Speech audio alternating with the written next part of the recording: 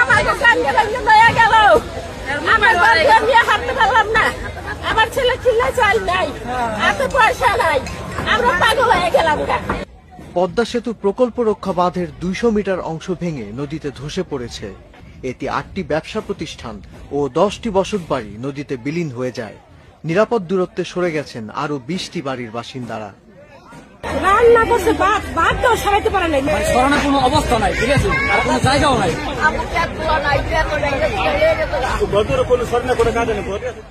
৭ জুলাই শরীয়তপুরের জাজিরা উপজেলার নাওডোবা ইউনিয়নে এ ভাঙন দেখা দেয়। পদ্মা নদীতে স্রোত বেড়ে যাওয়ায় বিকাল ৩:৩০টার দিকে বাঁধে ভাঙন শুরু হয়। আতঙ্কিত হয়ে পড়ে এলাকার মানুষ।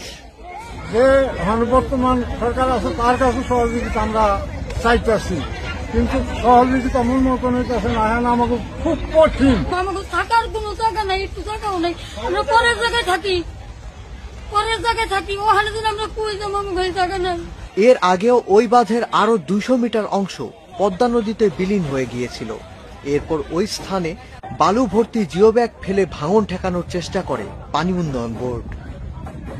পদ্মা নদীর প্রকল্প এলাকাকে নদী ভাঙন থেকে বাঁচাতে ২ কিলোমিটার এলাকায় ১১০ কোটি টাকা ব্যয়ে নদী তীর রক্ষা বাঁধ নির্মাণ করেছিল বাংলাদেশ সেতু কর্তৃপক্ষ।